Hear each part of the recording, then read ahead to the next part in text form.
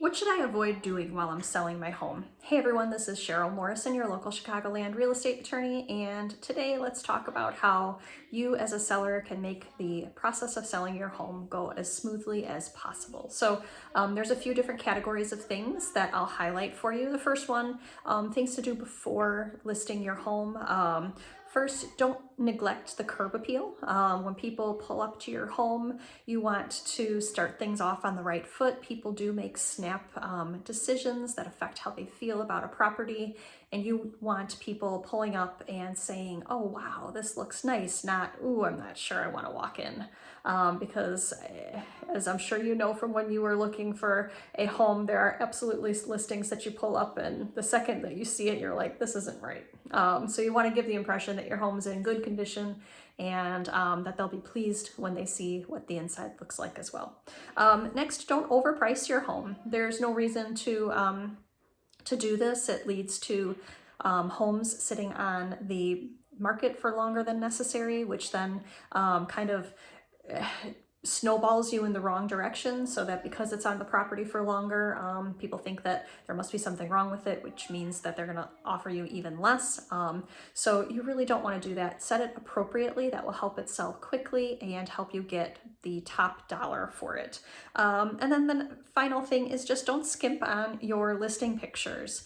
Everybody is looking online nowadays and they're making decisions based on what they see, and you want to make sure that your property stands out and it's got great pics to show off how awesome your home is to entice buyers to come to showings.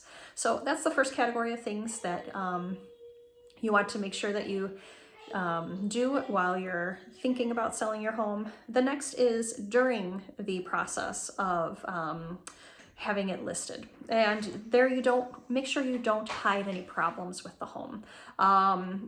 Absolutely don't, position, a whole shelf full of boxes in front of the crack in your foundation. Don't lie on your disclosure statements, none of that. Also, make sure that you don't stay at the showings or the home inspection. This is really important. Give your potential buyers the space that they need so that they feel comfortable. If you are home and or hovering over them, they won't have the chance to really evaluate your home and start that process of picturing themselves in it. Then finally, don't forget to negotiate in good faith. If your realtor tells you in the offer process that your buyers are asking for something that's really typical in your market, then be realistic about the fact that you probably need to really greatly think about doing that and accepting that provision, because if you walk away from this first offer and it's something that's really typical, you're likely to see it for the next one and the next one as well, and you don't want that to hold you back. So be realistic and don't forget to negotiate in good faith. So then finally, the last category of things to remember is just don't make any changes to the home after you have accepted a contract. That contract is based on the condition of the home, of the property, when that offer was accepted, and you really can't go changing anything after that point unless it's something that you agreed to fix during the home inspection contingency. So what this means is, if you're moving out and you damage a light fixture that needs to be fixed, if you are moving out and you realized, oh, I have this Ring doorbell and the Nest AC controller, those things need to stay with the home unless otherwise agreed, because it was part of the property when that offer was made.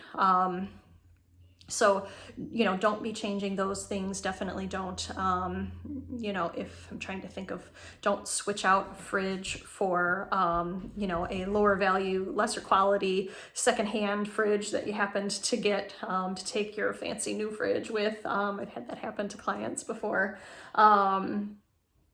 Anything like that. If there's ever a question, reach out to me as your attorney. This is part of my job to help you think of all these little things and make sure that, if there is an issue that you have, that we work through it. So, if you accepted the offer and you meant, oh gosh, intended to tell them that I was going to take the Ring doorbell with me. Well, okay, during the attorney review provision, we can during that time frame, we can say, you know, that we want to amend the contract to say that the seller will not be leaving that Ring doorbell at the property. Likewise, you know, if you intended to bring your fridge or your washer and dryer or whatever, you know, we can change that at that point. It's just important that we don't do anything unexpected because the buyers are negotiating for a certain thing. So I hope that this has been helpful for you. If you have any other questions, reach out to me.